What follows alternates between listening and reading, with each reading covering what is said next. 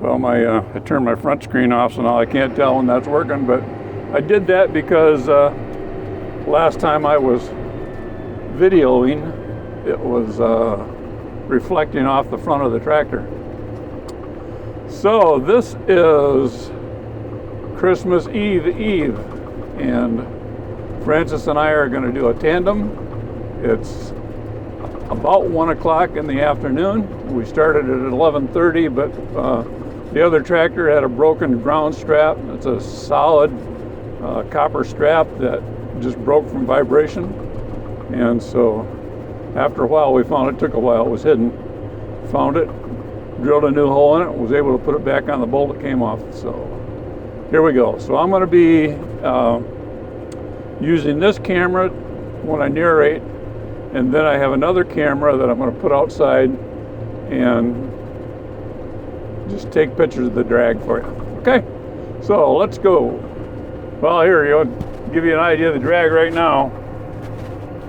And it's going to take me a while to get this adjusted because that snow apparently is a little wet, and so looks like I'm pushing snow. Looks like I'm pushing more snow than I'm grooming, but it's working back there. So here we go.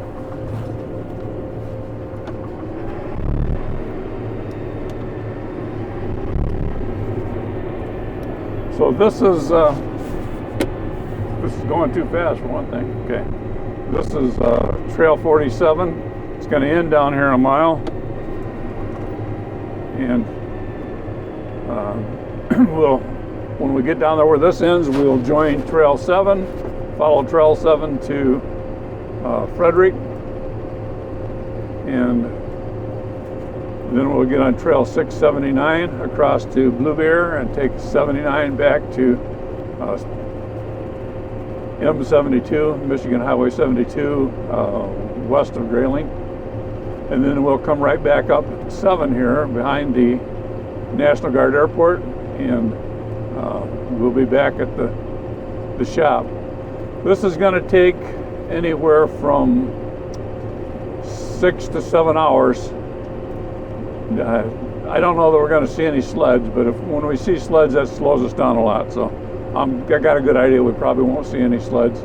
And so if we don't see any sleds, we'll be making pretty good time. So here we go.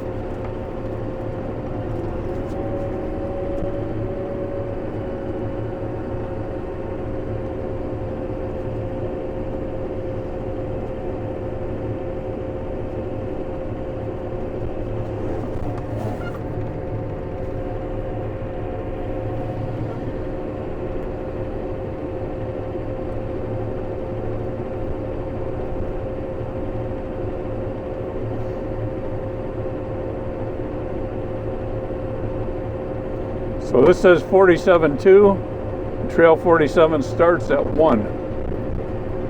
So up here at the corner will be 47.1.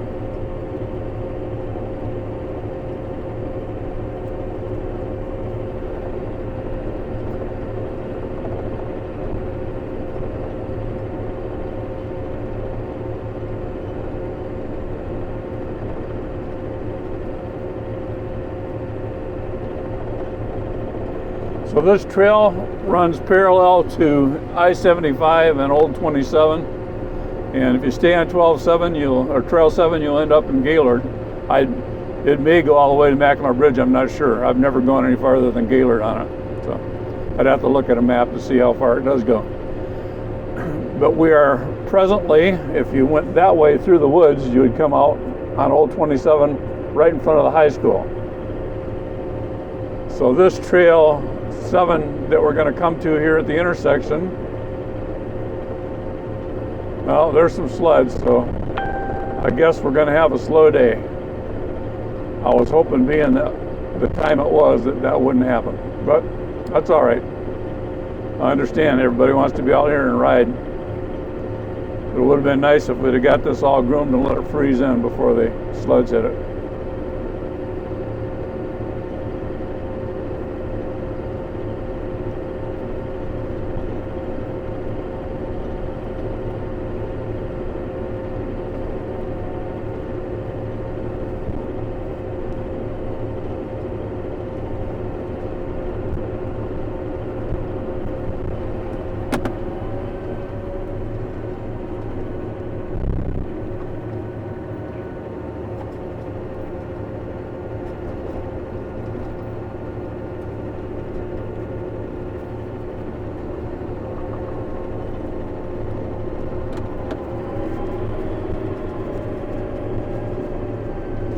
So now we're on Trail 7.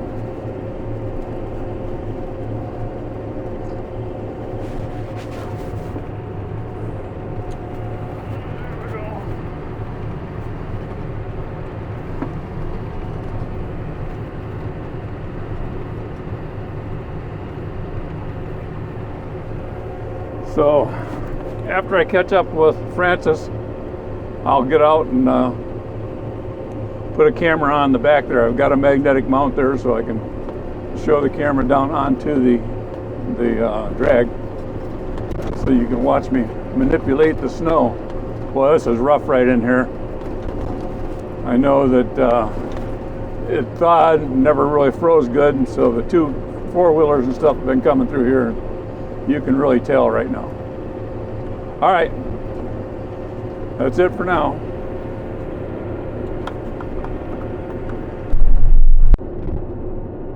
So Francis and I were both discussing the trail conditions, and both of us think this is about as worst as we've ever seen.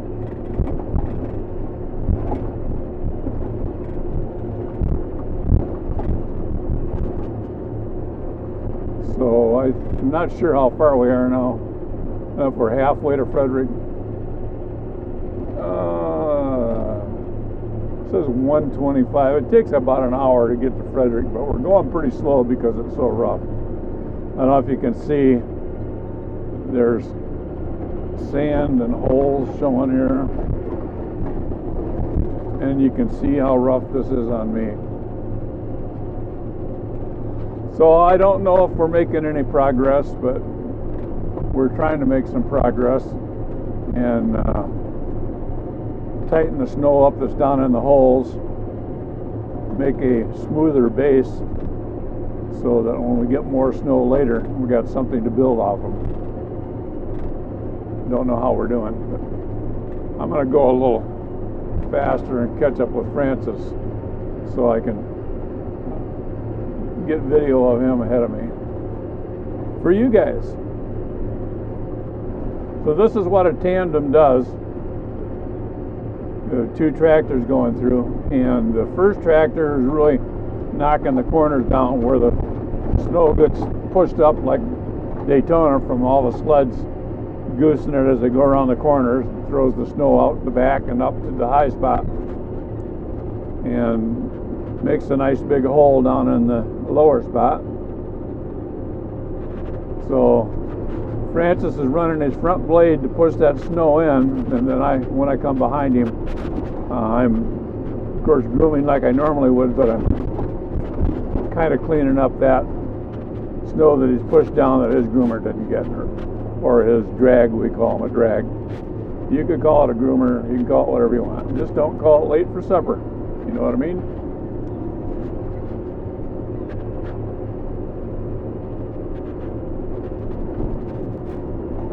So yeah, Francis got his front blade down, and that makes the ride a little smoother for him too. I've just got mine up. No point in me pushing mine down.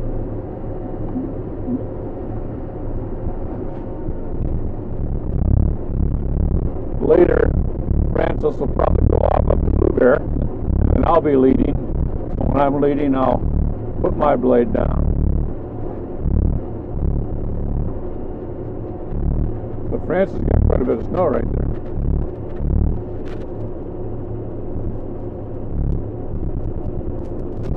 See how nice and white it is? So I don't know if you can see, he was up high, way up here, and his drag was on an angle and down lower. That's what happens in these kind of conditions. I got a couple sleds coming, so I'm going to stop right here, let them go by.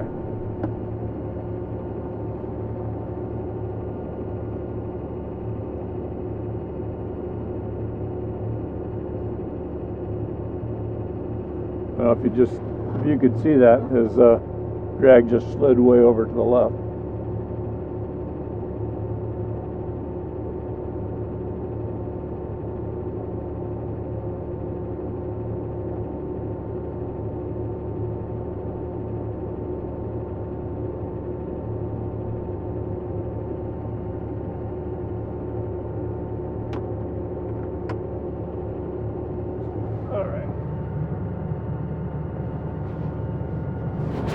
Okay, there's my drag's not really touching. I'll bring it down a little bit. So I start processing the snow a little.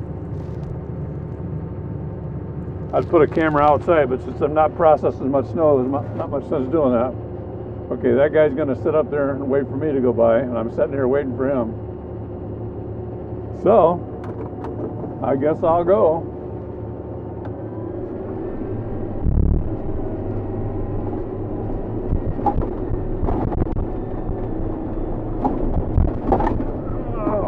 Very bumpy.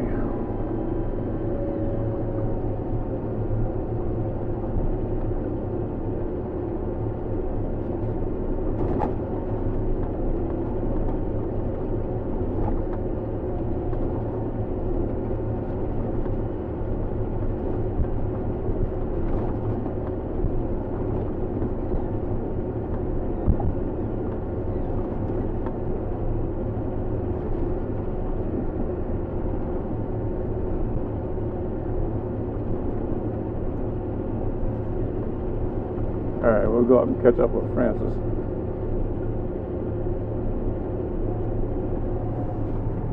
Okay, my drag's doing a little bit of work now. I don't know how if you can see that very well. But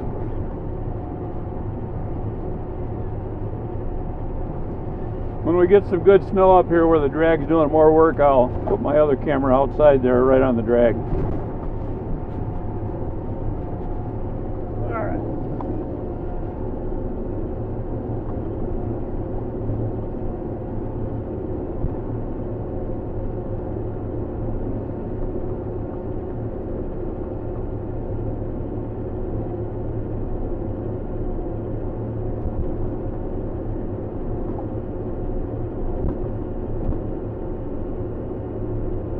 So I was saying earlier, we had to fix the other tractor, which is D2. This is D1. I got a foot on. That's pretty bumpy. So we had to fix the other tractor, and they drove it right in there and parked it like that, and it was still running when they parked it. So I guess it was running off the alternator. And because the lights were on and all that, and if they'd have shut it off at the fuel pump, they wouldn't have got it started again, and we'd have had to work on it outside or hired a mechanic. I just got lucky and found it. Like I told Francis, I guess being an certified aviation mechanic doesn't hurt, but I've certainly lost my edge for doing that kind of stuff. The way I discovered it was I had a voltage tester, a little light, test light, and when I used the test light on the batteries from negative to positive, the light came on. But when I went from positive on the battery to negative ground of the tractor, nothing was happening. Well, that's not unusual because the tractor's got paint on it and stuff. And but I got thinking, well, maybe we've lost the ground, because I'd already checked the positive attachments, and they seem to have power positive attachments. And so I grabbed the ground wire and started shaking it, and it moved. And it moved back in a spot where I couldn't see it, so we had to take a panel off the tractor. Well, I think I saw it before we did that. I stuck my hand in there and I could see where it had broken off. It took me a second to realize what I was looking at, because it's a flat piece of copper about 3 mils thick, and then 3/4 of an inch wide and 4 inches long, and it had once had a hole through it, and it went over a bolt that goes into the chassis of the tractor, and it had a nut holding it on there, and that's where the main ground was. So we were able to take all that apart, drill a new hole through that because it was longer than it had to be. So drilled a new hole through it and put it back on there, and all of a sudden Francis had power again. So I don't know how strong our alternators are. We got 2 large batteries on this. We must have quite a bit of alternators because we run a lot of lights and stuff with the tractor. And all of our controls for our hydraulics and stuff are electric over hydraulics.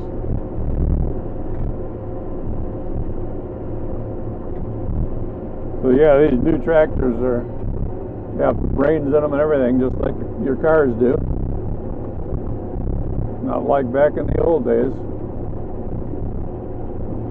The old tractors, once you got started, you didn't need any electricity at all because the magneto fired the spark plugs. Of course, these are diesels. And diesel, once you start it, it'll run.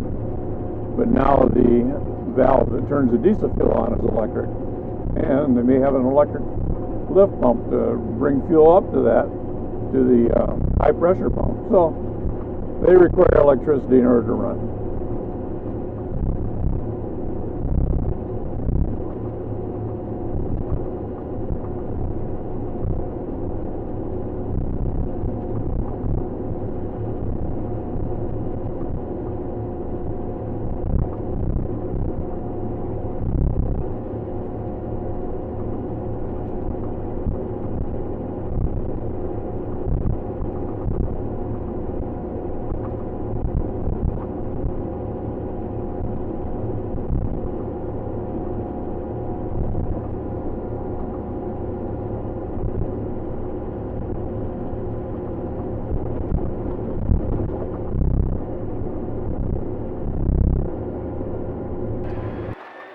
All right, we're approaching County Road 612, just east of Frederick.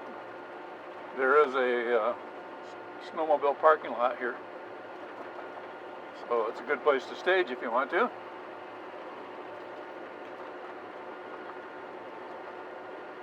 This is between Frederick and I-75, and there's an exit on I-75, so it's pretty easy to get to. So you would take the Frederick Levels exit and you would go toward Frederick, which is west.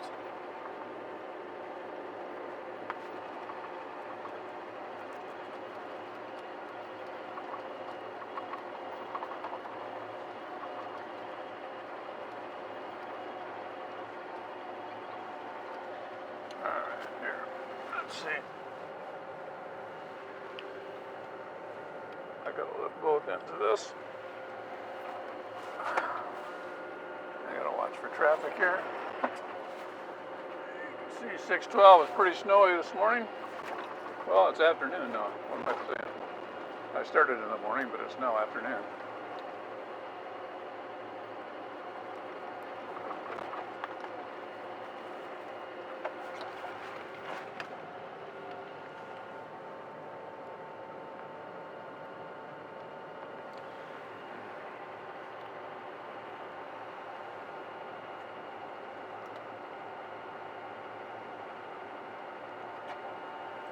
All right.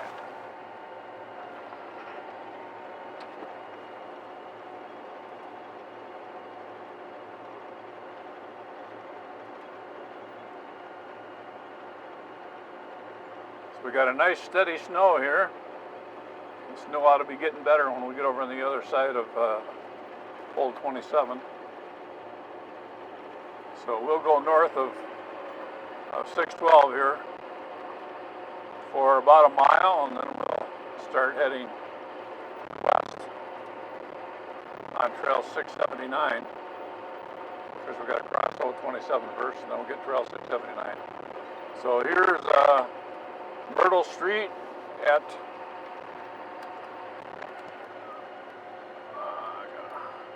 I got a lift here. I try not to make a mess.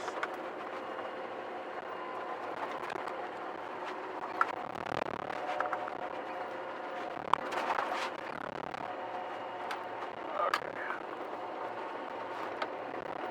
I stopped to clean some branches off the trail, and so Francis got way ahead of me again, which is fine.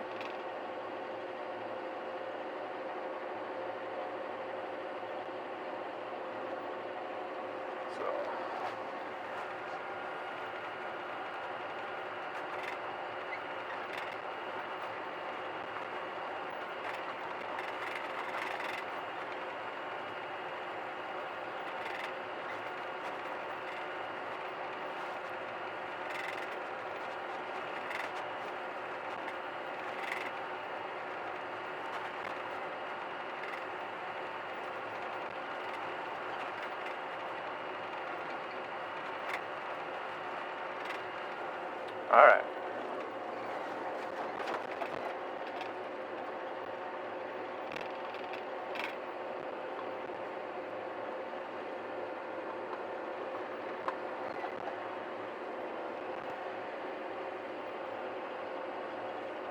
So we'll keep this one going as we're coming up through here on Trail 7. Presently still going north. Up here there's a corner not too far up here, and we'll turn left and start west. Come up the Old 27, we'll cross Old 27, and then Trail 7 heads north, and we'll be on Trail 679. We'll cross the railroad tracks and go down that road for about a half a mile or a little more, and then the trail cuts back into the woods again to the north and comes out on near Cameron Bridge Road. I think it's Cola Creek, though I'm sure I'm pronouncing that incorrectly. I don't remember exactly. Coca Creek, something like that.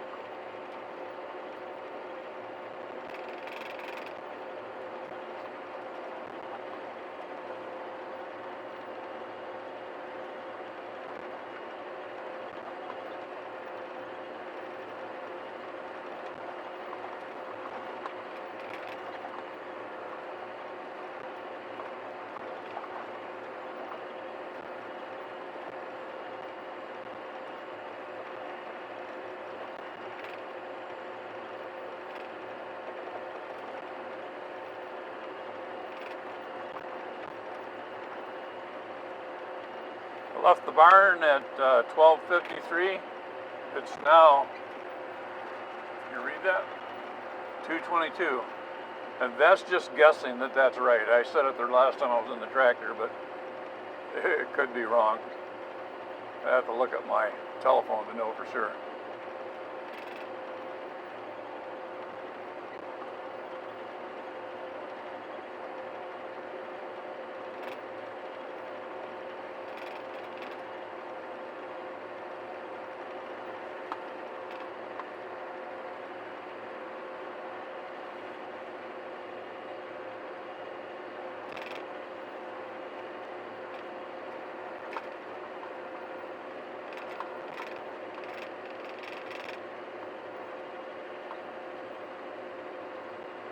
It's nice to be getting some snow, but I understand it's going to warm up again.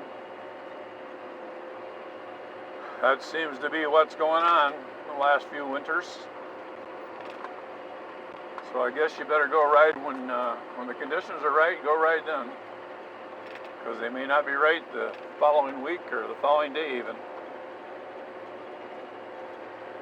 I need a new battery for my sled, and I meant to get it last time I went to Gaylord, and I forgot to take it with me,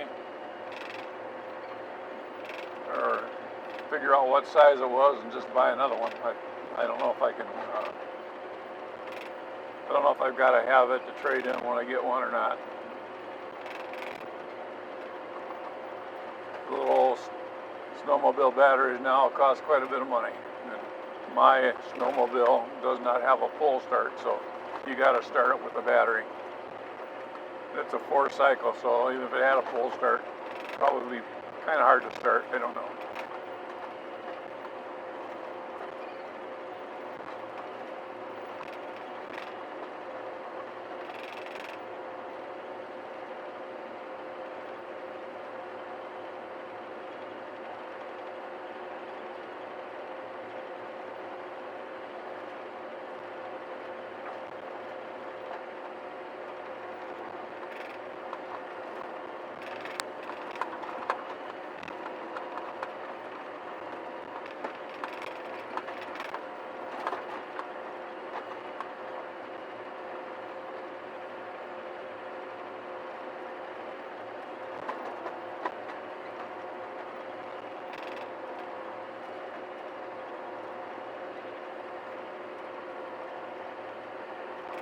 I have no idea what these trails looked like before the snow fell on them. It looks like 6 to 8 inches of snow here. I think where I live I had maybe 2 or 3. And it's supposed to snow up to like 12 inches. So if we can smooth it out a little bit and then get some snow on top of it, and then the snowmobiles pack that in a little bit, it'll be a definite help for the trails.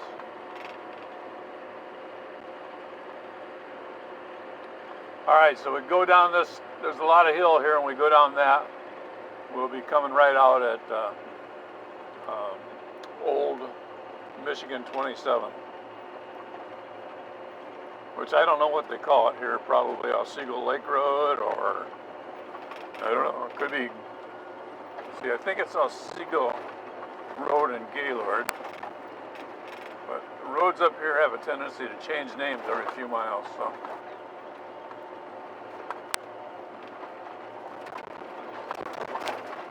We just call it Old 27. I guess they dissolved 27 or didn't have 27 anymore after I-75. They didn't need it.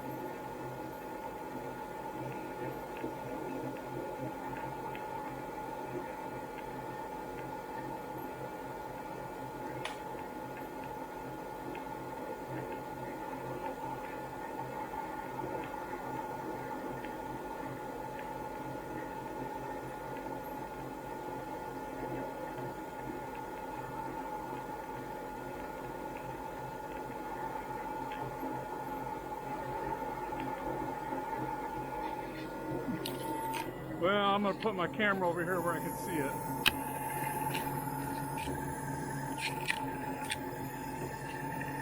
Can't say that's better or worse.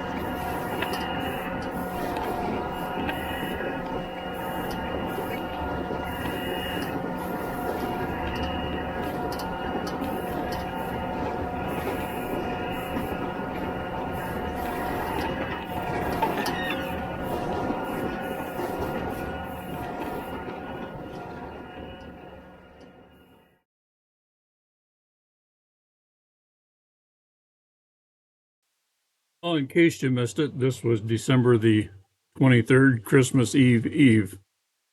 And I think this was the third time out grooming this year. And there's more grooming to come. And this is just part one. I'm going to try to do this in two parts. So I hope you enjoyed it. Thanks for watching. Don't forget to like and subscribe. And I appreciate your comments. If there's parts of this you like, stuff you'd like to see, just let me know. So thanks again. God bless.